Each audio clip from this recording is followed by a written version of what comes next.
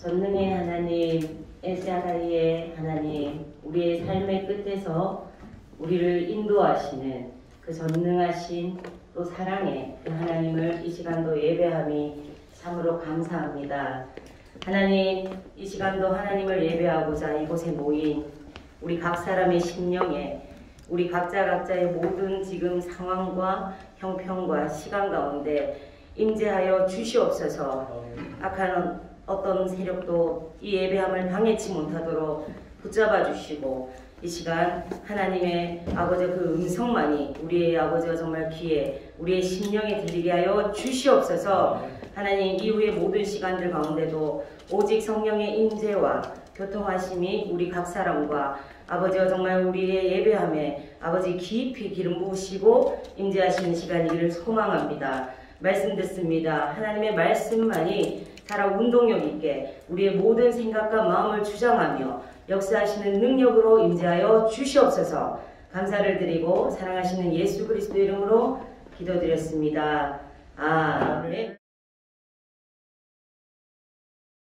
오늘 우리가 함께 보실 말씀은요, 우리가 지금 계속해서 창세기 시리즈를 이렇게 창세기를 가지고 창조론에 대한 이 설교를 시리즈로 하고 있습니다. 그래서 오늘 준비한 말씀은 창세기 3장 1절에서부터 10절 말씀 되겠습니다. 우리 같이 찾아서 함께 봉독하기를 원합니다.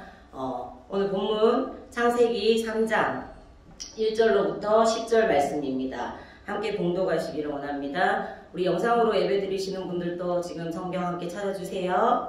자, 제가 먼저 보겠습니다. 3장 1절입니다. 제가 먼저 볼게요. 그런데 뱀은 여호와 하나님이 지으신 들짐승 중에 가장 강교하니라. 뱀이 여자에게 물어 이르되 하나님이 참으로 너희에게 동산 모든 나무의 열매를 먹지 말라 하시더냐.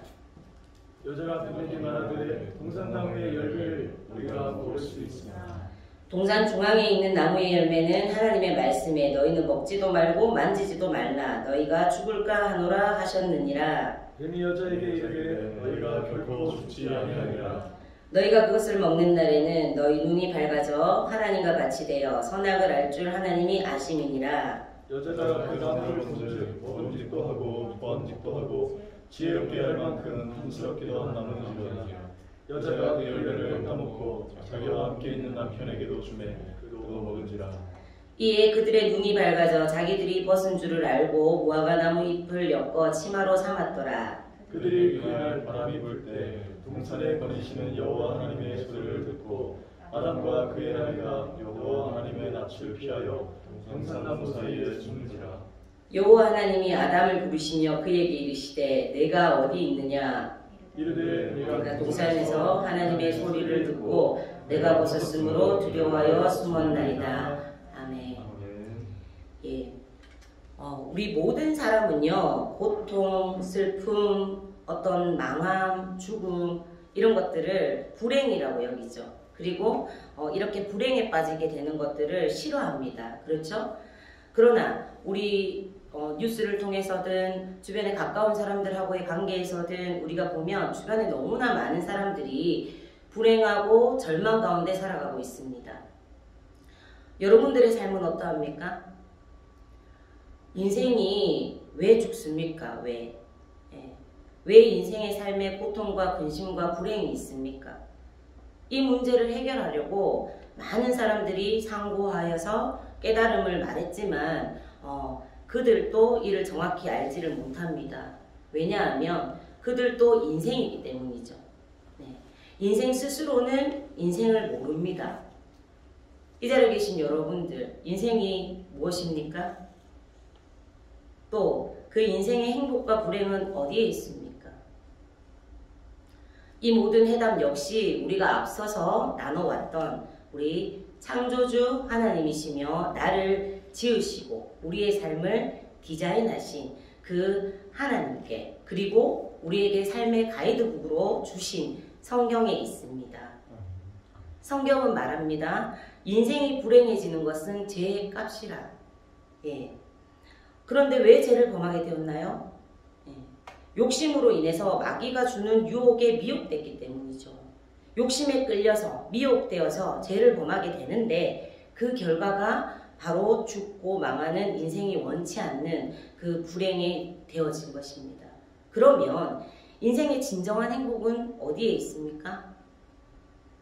이 불행의 원인이 되는 죄와 사망의 문제를 해결해 주신 예수 그리스도 안에 있음을 우리가 굳게 믿고 우리가 이미 구원을 얻은 자라고 할지라도 여전히 우리가 불안정한 그런 죄 가운데서 죄를 범하게 되면 불행해진다는 것들에 대해서 우리가 알고 깨달으며 그리스도께 돌아오는 것만이 복된 길이고 참 생명인 것에 대해서 그 믿음에 대해서 우리가 굳게 붙잡고 오늘 또 출발하기를 원합니다. 아멘. 오늘 본문은요, 잘 아시는 대로 우리 인류의 그 타락 사건을 기록하고 있습니다. 태초에 인간이 범죄하고 난 뒤에 절망하는 무너진 그 모습을 보여주고 있습니다. 앞서서 우리가 하나님께서 우주 만물을 창조하시고 또 인간을 창조하신 최고의 디자이너시며 우리는 그분의 완벽하고 또 완전한 디자인으로 창조되었다 하는 것들을 우리가 함께 확증하는 시간들을 지난 말씀들을 통해서 계속 가져왔습니다. 그렇죠? 그렇다면 오늘은 그 디자인이 왜 깨트려지고 왜 어거트려졌느냐에 대해서 다루어 보고자 합니다. 하나님께서는 인간, 즉 그 아담과 여자를 창조하신 후 에덴 동산에 두시고 인생을 살게 하셨습니다. 그곳은 모든 게 갖추어진 완벽한 곳이었습니다. 이때만 해도 우리가 지금 느끼는 추위와 더위가 없는 이상적인 기후였고요. 곳곳에 강이 흐르고 땅이 비옥하고 또 열매가 풍성하고 그 어느 것 하나도 부족함이 없었습니다. 에덴이라는 이름 그대로였어요. 그 에덴이 무슨 뜻인가요? 기쁨입니다. 그래서 정말 기쁨이 가득한 곳이었습니다. 그런데 그곳에 뱀이 있었습니다. 성경에서 오늘 증거하듯이 뱀은 들짐승 중에 가장 강교했습니다. 그러나 그 자체로는 단순한 피조물이었습니다. 문제는 사탄이 뱀을 이용한 것입니다. 사탄은요, 영적인 존재입니다. 그래서 인간이나 짐승 속에도 들어갈 수가 있어요. 그래서 뱀 속에 들어가서 여자에게 접근을 합니다. 그리고 유혹합니다. 인간에게 그 달콤한 사탕 발림을 하는 것이죠. 근데 실상은 그 모든 내용들은 새빨간 거짓말입니다.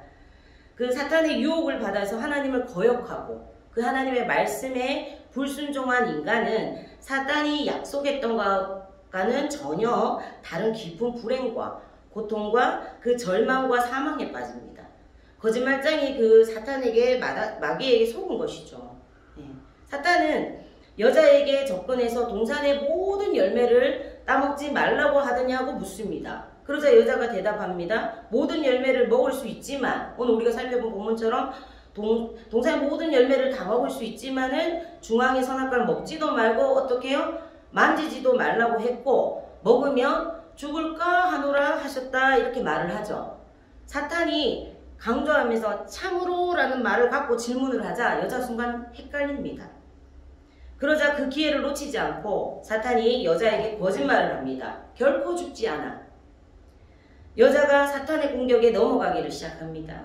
본래 하나님이 인간에게 주신 말씀은 무엇입니까? 우리 창세기 2장 16절에서 17절 말씀 한번 볼까요? 바로 옆에 있는 창세기 2장 16절에서 17절 말씀입니다. 함께 봅니다. 시작.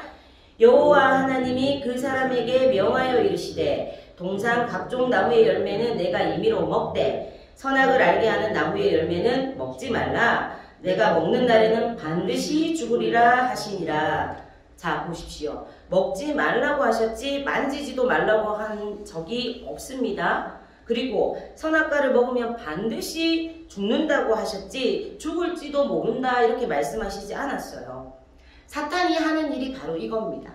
하나님의 말씀을 헷갈리게 만들고 왜곡합니다. 그래서 성경에서는 누누이 증거하죠. 요한복음 8장 44절에 후반절에 이렇게 증거하고 있어요. 그는 처음부터 살인한 자요 진리가 그 속에 없으므로 진리에 서지 못하고 거짓을 말할 때마다 제 것으로 말하나니 이는 그가 거짓말쟁이요 거짓의 아비가 되었습니다. 그런데 문제는 사탄이 거짓말을 하면서도요 진짜보다 더 진짜처럼 말하고 또 진짜보다 더 화려하게 포장한다는 사실입니다. 고린도후서 11장 14절에 보면요 이것은 이상한 일이 아니니라 사탄도 자기를 광명의 천사로 가장하나니라고 증거해요. 사탄은 본래 루시퍼라는 천사장이었습니다.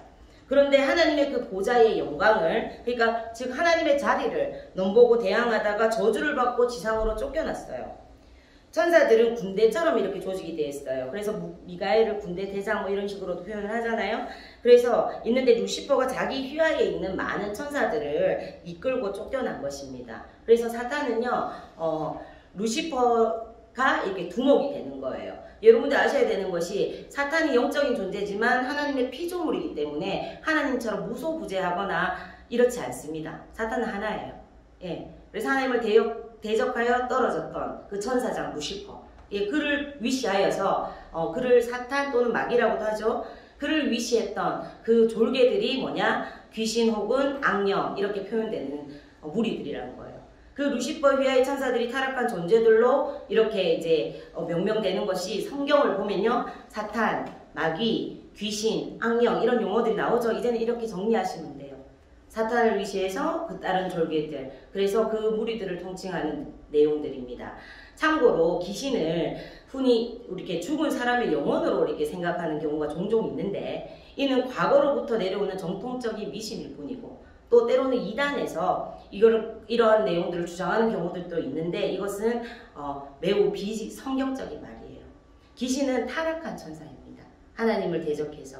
그래서 사탄과 귀신들은 그때부터, 이런 존재들인 그들은 그때부터 지금까지 더 나가서 세상의 종말의 날까지 인간을 유혹하고 그 세상을 어지럽힙니다. 그러면 이 사탄과 이 귀신의 무리들은 어떻게 활동할까요?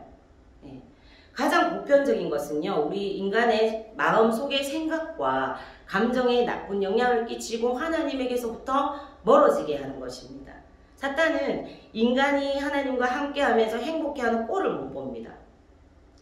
어떻게 해서든지 인간과 또 하나님 사이에 그 이간을 하고, 예, 인간도 결국은 자기와 같이 함께 멸망으로 끌고 가려고 하는 게 사탄의 계략인 것이죠. 이를 위해서 거짓말을 통해 그 하나님과 인간 사이에 이간질을 합니다.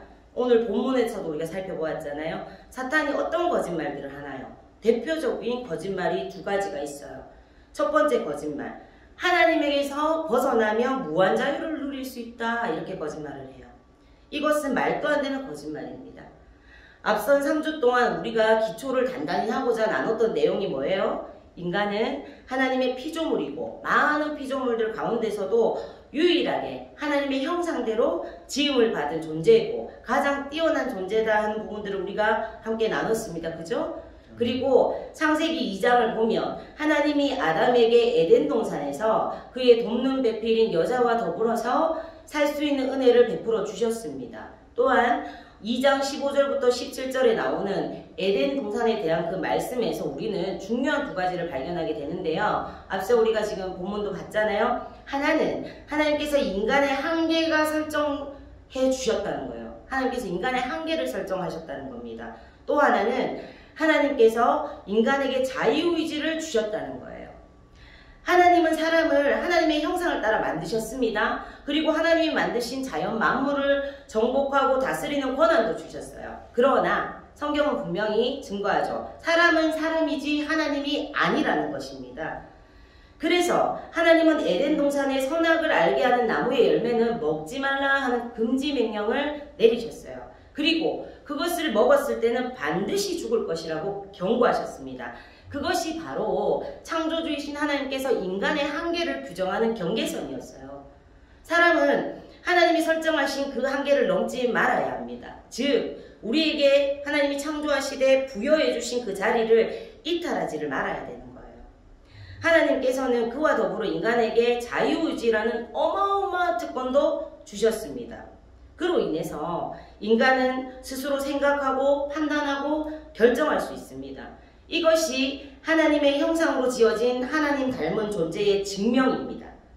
하나님께서 이러한 것을 부여하신 것은요, 우리와 그 믿음과 사랑의 관계를 유지하기를 소원하셨습니다. 그분은 인간의 창조주이시지만요, 우리 인간들을 어떤 필요에 따른 로봇과 같이 만드시지 않으셨어요. 로봇과 같이 만드시지 않고 인격적인 그런 교제를 하나님과 나눌 수 있는 그런 인격적인 존재로 만드시고 그 인간이 자발적인 사랑으로 하나님 앞에 나오기를 기대하신 겁니다. 이런 하나님의 소원이 반영된 것이 바로 뭐냐? 선악과 계명인 거예요. 예. 그래서 자유의지에 따라서 선악을 알게 하는 나무 열매를 인간은 먹을 수도 있었고 먹지 않을 수도 있었습니다. 하나님이 사람에게 자유의지를 주신 것은 굉장한 은혜입니다. 요한계시록 3장 20절을 보면요. 예수님이 이렇게 말씀하십니다. 볼지어다 내가 문 밖에 서서 두드리노니 누구든지 내 음성을 듣고 문을 열면 내가 그에게로 들어가 그와 더불어 먹고 그는 나와 더불어 먹으리라. 예수님이 우리의 마음에 문 밖에 서서 문을 두드리고 계신데 예수님의 음성을 듣고 또 그 문을 열고 말고는 듣는 사람의 자유의지에 달려 있는 것입니다.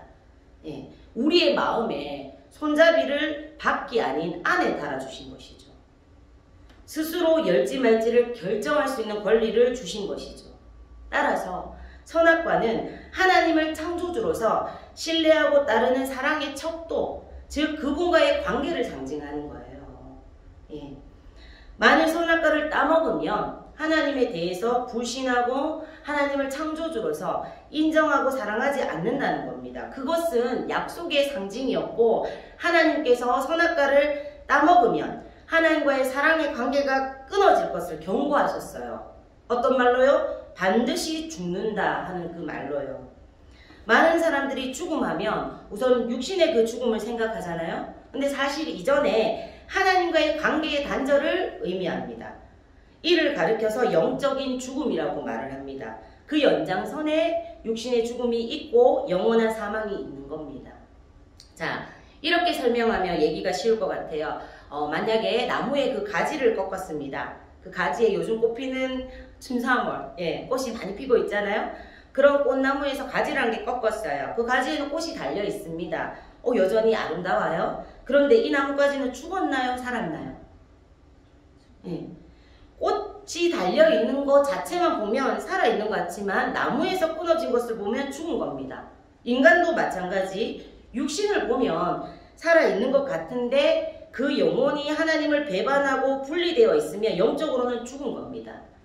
나무에서 분리된 나뭇가지에서 꽃이 시들고 떨어집니다. 나뭇가지가 말라 삐뚤어집니다. 육신의 죽음에 해당하는 거죠. 그리고 나면 어떻게 해요? 버려지잖아요. 이건 인간에게 대입할 때는 영원한 사망에 해당되는 거예요. 그러니까 하나님에게서 분리되는 것은 자유가 아니라 뭐예요? 죽음입니다. 그런데 사탄은 그 새빨간 거짓말을 하죠. 4절 5절 우리 오늘 본문 4절 5절 함께 봅니다. 4절 5절 영상으로 예배하시는 분들도 함께 봅니다. 시작. 뱀이 여자에게 이르되 너희가 결코 죽지 아니하리라. 너희가 그것을 먹는 날에는 너희 눈이 밝아져 하나님과 같이 되어 선악을 알 줄 하나님이 아심이니라. 아멘. 왜 하나님께 종속되어 있느냐? 하나님에게서 벗어나라. 그러면 넌 하나님처럼 무한 자유다. 이런 말을 하고 있는 거예요. 말도 안 되는 거짓말입니다. 인간은 피조물입니다. 아무리 많은 것들을 하나님께로부터 부여받고 누리는 특권을 가진 그 대단한 존재라 하더라도 앞서 말한 것처럼 인간은 인간입니다. 하나님께로부터 벗어나면 오히려 죽음입니다. 물고기가요, 아무리 잘나도 물고기인 거예요. 물속에서 살도록 지음을 받았어요. 그래서 물속에서는 자유롭게 헤엄치며 삽니다. 근데 물속에서 나가는 것은 자유가 아니라 뭐예요? 죽음인 거예요. 물속에 있는 게 물고기에게는 자유이고 평안입니다. 우리 인간도 마찬가지입니다. 하나님의 품 안에 있는 게 참 자유이고 평안입니다. 그래서 하나님은 에덴 동산에 인간을 두시고 또한 선악과를 두신 겁니다.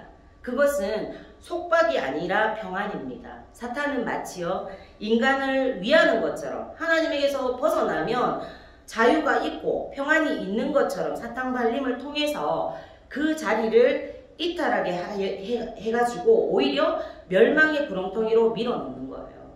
우리가 잘 알듯이 누가복음 15장에 나오는 탕자의 이야기도 아시죠? 그 탕자는 아버지의 집에서 나가는 게 자유인 줄 알았어요. 그런데 방탕한 가운데 망해서 다 잃고 돼지를 치는 일까지 하다가 끝내는 지옥 열매같이도 얻어먹지를 못하는 상황까지 가죠. 그 지경이 되니까 비로소 아버지 집이 최고로 좋은 것을 깨닫습니다.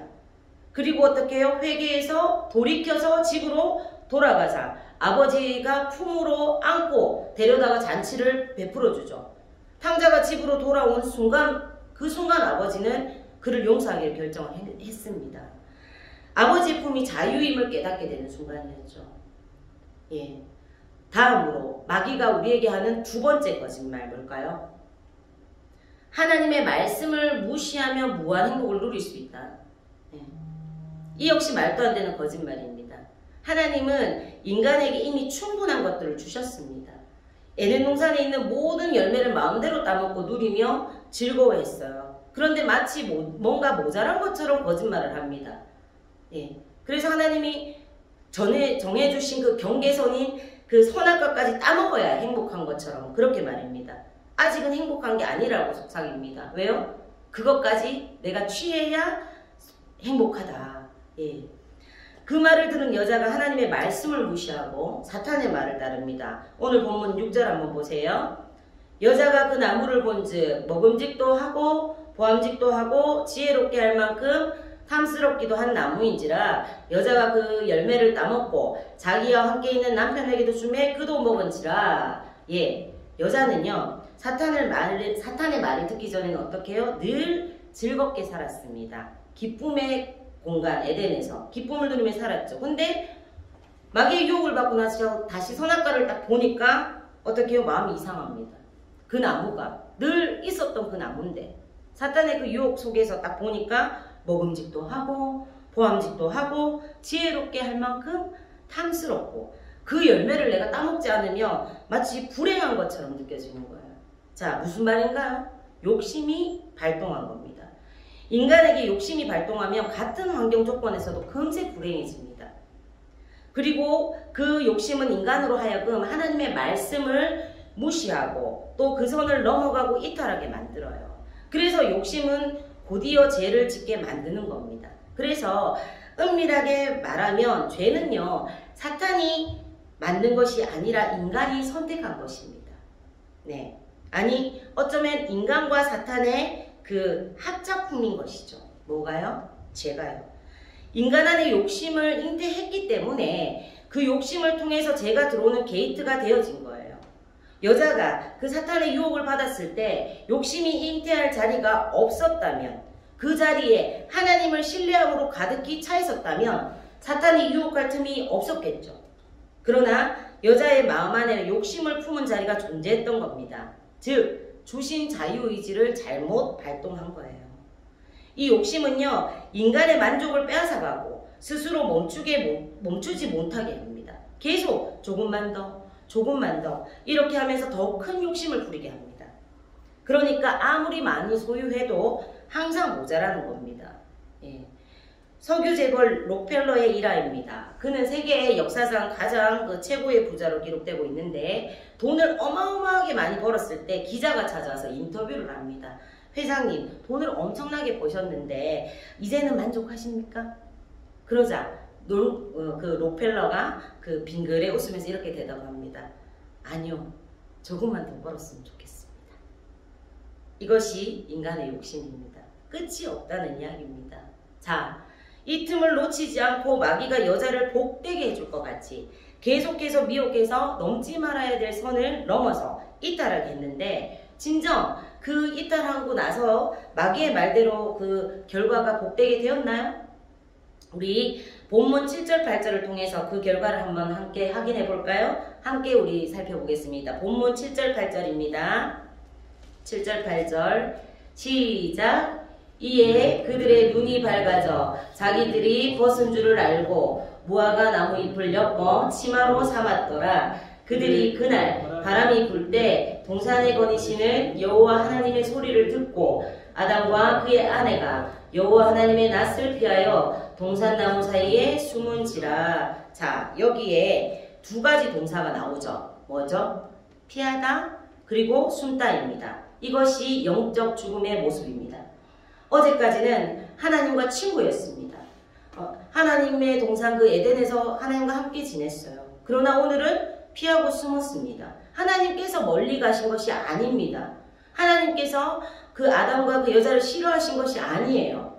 아담과 그의 아내가 하나님을 피하고 그분을 외면하고 그분으로부터 멀어지고 도망하는 거예요. 범죄한 인간은요, 자연히 하나님을 싫어합니다. 하나님의 이름만 나오면 거북해지고 이상해집니다. 자꾸 하나님으로부터 도망하려고 합니다. 아담으로부터 시작해서 그렇게 시작한 그 도망의 역사는 오늘날까지 이르렀어요. 그래서 인류는요, 하나님으로부터 도망한 역사예요.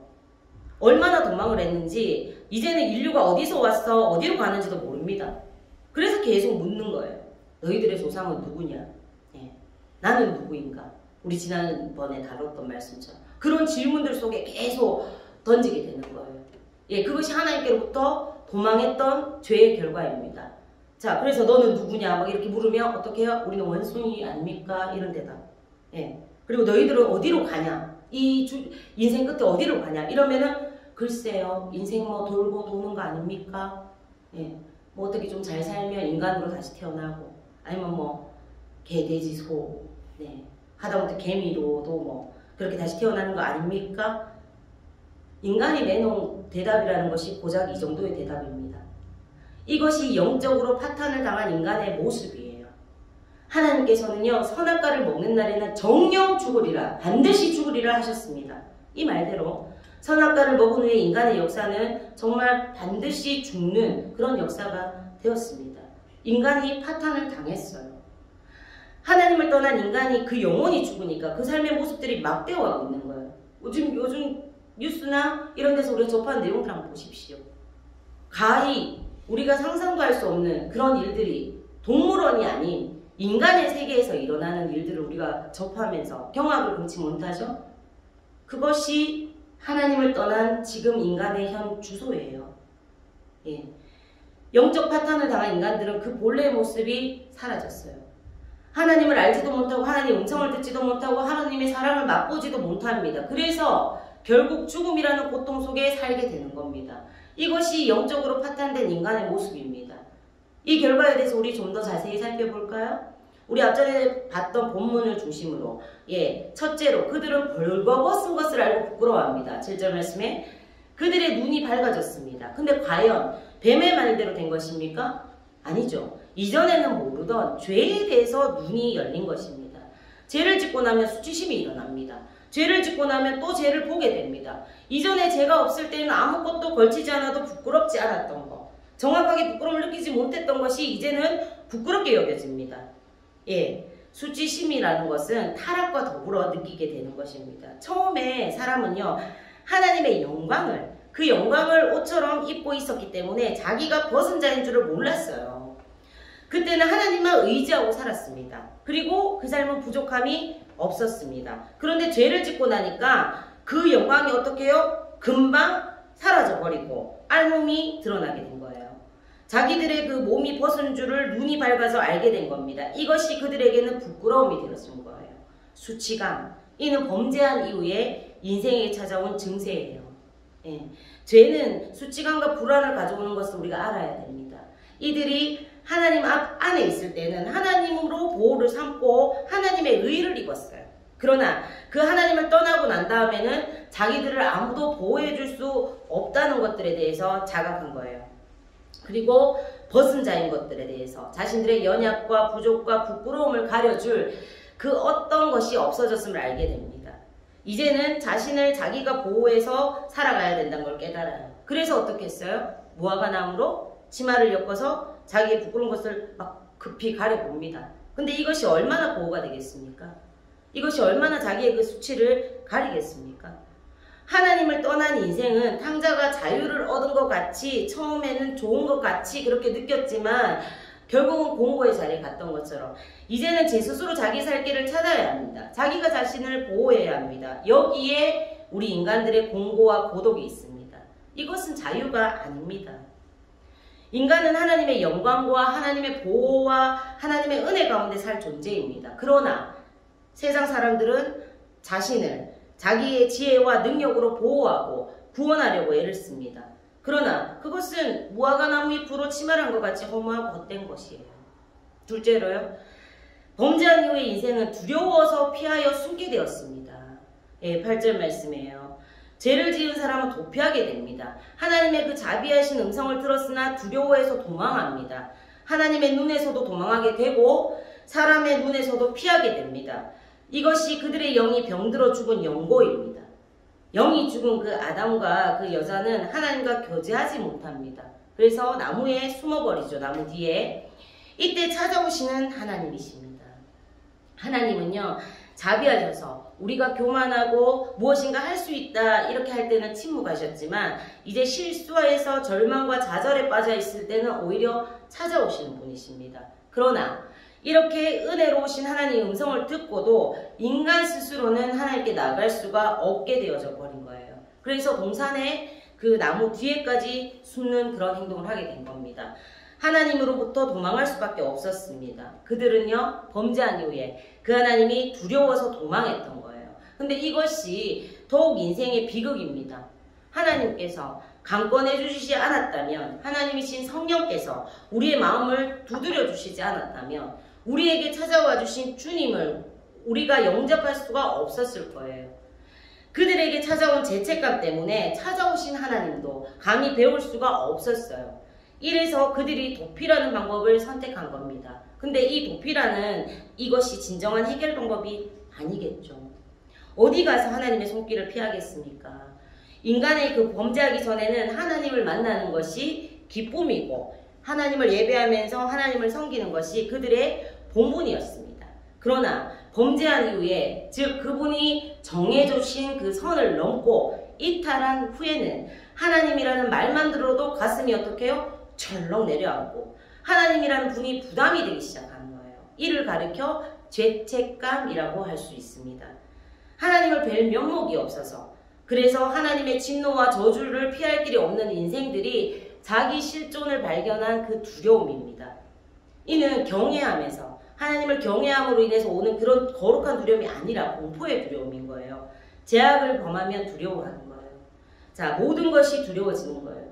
지금도 하나님을 알지 못하는 불신자들이라든지 또 하나님을 안다 하되 제대로 하나님을 알지 못하는 그런 자들은 하나님께 감히 나오지를 못합니다. 숨어버려요. 그들의 심령 상태의 밑바닥에는 두려움이 존재하는 것이죠. 그들은 하나님을 두려워합니다. 그래서 그 마음에 평강이 없습니다. 자, 이렇게 죄에 빠져버린, 타락하고 이탈해버린 그 인간들에게 이제 길이 없을까요? 이런 상태에 이런 인간을 찾아오시는 하나님을 본문 9절에서 우리가 만날 수 있습니다. 자, 9절 말씀 함께 읽어볼까요? 9절 말씀입니다. 시작. 여호와 하나님이 아담을 부르시며 그에게 이르시되 내가 어디 있느냐. 아멘. 성경에 보면요, 우리가 피할 수 없는 아주 중요한 질문이 있습니다. 신약에서는 마태복음 16장 15절에서 예수님이 제자들에게 너희는 나를 누구라 하느냐라고 물으시는 질문입니다. 이때 예수님은 제자들을 데리고 빌립보 가이사랴 지방에 가서 그들에게 질문하셨어요. 사람들이 인자를 누구라 하느냐? 그러니까 제자들이 대답하기를 어떻게 해요? 더러는 세례 요한, 또 더러는 엘리야, 어떤 이는 에레미야나 선지자 중에 하나이다 했습니다. 그 말씀을 들으시고 이후에 예수님이 제자들에게 이 질문을 하신 거예요. 너희는 나를 누구라 하느냐? 이 예수님의 질문에 우리가 잘 알듯이 시몬 베드로가 어떻게 대답합니까? 주는 그리스도시요 살아계신 하나님의 아들이십니다 라고 대답을 했습니다. 정말 이 대답이 예수님의 마음에 쏙 드는 그런 대답이었습니다. 그러자 예수님이 어떻게 해요? 바요나 시몬아 내가 복이 있도다. 이를 내게 알게 하니는 혈육이 아니요 하늘에 계신 내 아버지시니라 하고 칭찬하셨습니다. 우리도 이 예수님의 질문을 피할 수 없습니다. 너희는 나를 누구라 하느냐 하는 예수님의 이 질문에 우리도 베드로처럼 주는 그리스도시요 살아계신 하나님의 아들이십니다 라고 대답할 수 있어야 됩니다. 아멘. 이것이 우리 DRC의 신앙 고백이자 기본 정신이기도 합니다. 아멘. 자, 다시 본론으로 돌아가서 이렇듯 신약 성경에서 가장 중요한 질문이 나를 누구라 하느냐라는 예수님의 질문이라면 구약 성경에서 가장 중요한 질문은 내가 어디 있느냐 하는 이 질문입니다. 이것을 물으시는 하나님의 질문, 예수님의 나를 누구라 하느냐 하는 이 질문이 우리 신앙에 있어서 가장 근본적인 질문이라면 하나님께서 내가 어디 있느냐 하는 이 질문은요, 인간 스스로가 갖는 나는 누구인가 하는 그 질문과 함께 인생에 있어서 가장 근본적인 질문입니다. 이 질문은요, 에덴 동산에서 하나님이 아담에게 하신 거예요. 아담과 여자가 하나님의 낯을 피하여 숨자 하나님이 아담을 부르시면서 내가 어디 있느냐 부르셨습니다. 자, 내가 어디 있느냐. 이 말씀을 묵상할 때마다 저는 가슴이 아프기도 하고 두근두근 뛰기도 합니다. 아담아, 내가 어디 있느냐. 하나님께 죄를 범하고 하나님의 낯을 피해서 숨은 그 아담과 그의 아내를 부르시는 하나님의 음성이 어땠을까요? 화난 음성으로 부르셨을까요? 아니면 기쁜 음성으로 부르셨을까요? 아니요. 아주 마음 아파하면서 부르셨을 것입니다. 하나님께서는 아담을 창조하신 후 에덴 동산에서 계속해서 아담과 교제하고 만나고 계셨어요. 하나님은 아담과 아름다운 교제를 하셨어요. 그런데 더 놀라운 것은 아담이 타락한 후에도 하나님은 아담을 찾아오셨어요. 여기서 우리는 하나님의 놀라운 성품을 알 수 있습니다. 인간은 배신하더라도 하나님은 절대로 우리를 배신하지 않는 귀한 성품이십니다. 바로 신실하심과 미쁘심이시죠. 아멘. 우리는 약속을 수도 없이 바꿉니다. 그러나 하나님은 단 한 번도 약속을 어긴 적이 없어요. 그래서 한 번 인간을 사랑하기로 한 이상 하나님은 그 약속을 언제까지나 지켜가십니다. 오늘 또 죄에 빠져 고통하고 있는 우리에게 하나님은 변치 않고 찾아오십니다. 우리가 오늘 이렇게 예배를 드리는 가운데, 또 기도하는 가운데, 찬양하는 가운데 하나님은 찾아오십니다. 우리가 예배 드릴 때 특별한 은혜들을 경험할 때가 있어요. 예배 드리면서 우리의 자세가 말할 수 없이 진지해지고 내 마음이 심령이 감동과 기쁨으로 충만해질 때가 있어요. 참으로 내 영혼이 하나님의 거룩한 존전에 서 있구나. 참고로 저는 오늘 찬양할 때 그 감정을 느꼈습니다. 예, 내가 하나님을 만나고 있구나. 오늘 하시는 이 말씀이 하나님이 나에게 특별히 하는 말씀이구나 하는 이런 것들이 느껴질 때가 있어요. 그 순간이 뭔지 아세요? 아담에게 찾아오신 그 하나님이 여러분들에게 찾아오시는 순간입니다. 그 순간 여러분 어떻게 하시겠습니까? 삶 가운데도 마찬가지입니다. 조용히 하나님의 말씀과 찾아오시는 그 모습에 순종하십시오. 예, 그 시간 하나님의 물으시는 음성 앞에서 여러분들이 대답하시기를 소망합니다. 아담과 같이 두려움에 빠지지 마십시오. 도망하지 마십시오. 이제 더 이상 하나님 앞에서 숨지 마십시오. 오히려 빛으로 오신 그분을 영접하십시오. 그분이 말씀하실 때 회피하지 마십시오. 그리고 조용히 고백하십시오. 우리의 죄악됨과 우리의 잘못을 고백하십시오. 그럴 때 하나님이 계속해서 우리와 아름다운 교제를 누릴 수 있는 그 은혜로 이끌어 주실 수 있을 줄 믿습니다. 아멘. 음악가 맨델스존이 오래된 예배당을 방문했어요. 그 예배당에는 거대한 그 파이프 오르간이 있었고 젊은 연주가가 연주를 막 하고 있었어요. 근데 맨델스존이 그 오르간을 연주하고 싶었습니다. 그래서 젊은 연주가에게 한번 쳐보면 안 되냐 이렇게 물으니까 젊은 그 연주가가요, 못마땅하게 여기면서 거절합니다. 감히 누구길래 파이프 오르간을 만지냐는 이런 식이었어요. 그러나 그 맨델스존이 진지하게 다시 한번 간청하자 젊은 연주가가 마지못해서 쳐보라 이렇게 한 거예요. 그 맨델스존이 오르간을 연주하기 시작합니다. 그의 손과 발이 그 오르간에 닿자 그 온 자연의 아름다움을 압도하는 듯한 그런 선율이 그 예배당을 채워서 감격이 넘칠 거리는 막 그런 파도가 있는 것 같이 그렇게 된 거예요. 오르간을 연주하던 이제 맨델스존의 손이 잠시 멈추자 음악에 취해 있던 연주가가 물었습니다. 도대체 누구십니까? 저는 맨델스존입니다. 깜짝 놀란 젊은 연주가가 말했습니다. 하마터면 제가 큰 실수를 저지를 뻔했군요. 당신 같은 위대한 음악가에게 이 오르간을 만지지도 못하게 할 뻔했습니다. 이렇게 말했던 일화가 있어요. 그렇습니다. 어리석은 인생은요, 스스로 주인인 것처럼 착각하면서 마음대로 연주하고 결정을 내리며 살아갑니다. 그러나 우리의 인생은 최고의 연주자이신 하나님께 맡겨져야 됩니다. 그분께서 우리의 삶을 연주하시기 시작하실 때 우리의 인생에는 최고의 선율이 울려 퍼지게 될 것이기 때문입니다. 우리는 어리석은 누를 범할 뻔한 그 젊은 연주자처럼 최고의 연주자이신 그 하나님의 손길을 거절하고 거부해서는 안 됩니다. 그렇게 해버리면요, 최고의 연주가 우리 삶에 울려 퍼질 수 없기 때문입니다. 여러분, 더 이상 하나님을 등지고 피하는 자리에서 돌이켜야 합니다. 이제 그리고 지금 이탈한 그 자리에서 돌아와서 하나님과의 관계를 회복해야 합니다. 오늘 지금 여러분은 어디에 계시나요?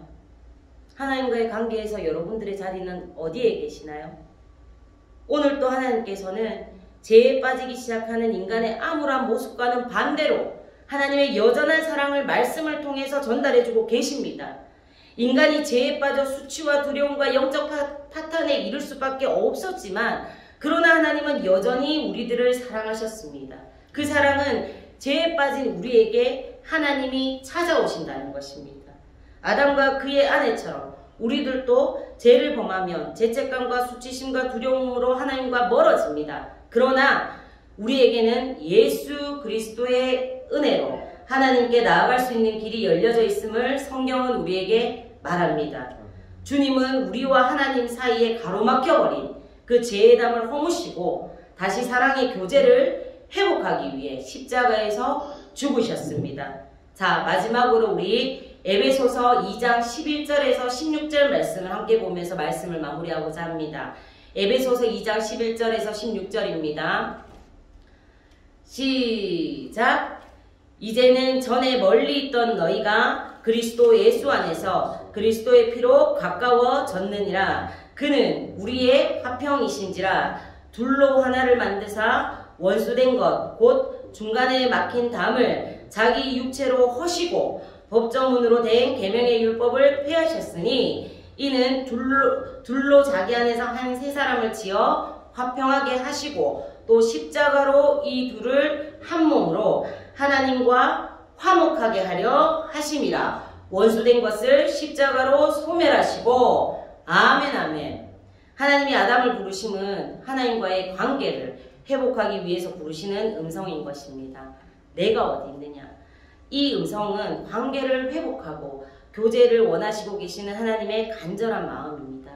아담을 부르셨던 그 하나님께서 오늘 우리를 부르고 계십니다. 그 음성이 이 시간 우리의 모두의 마음에 임하게 되기를 소망합니다.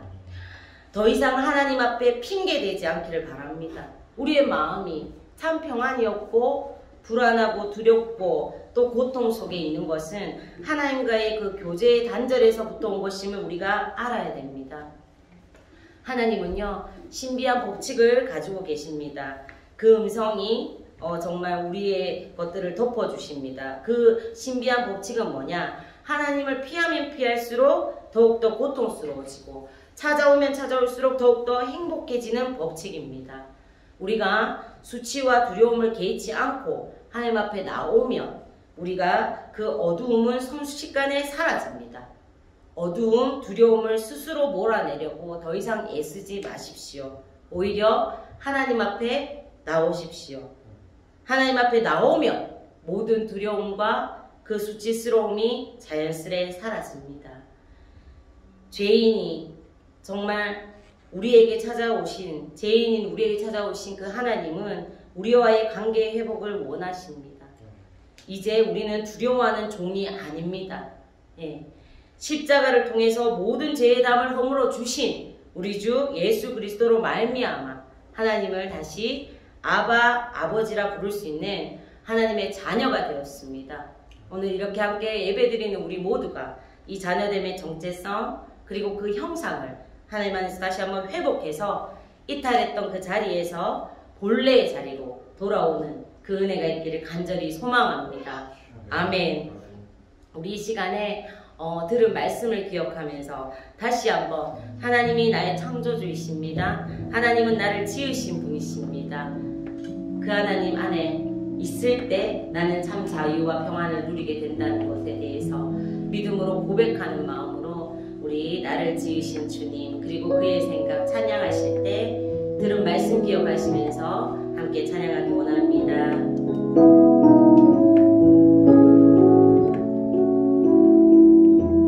나를 지으신 주님 나를 지으신 주님 내 안에 계셔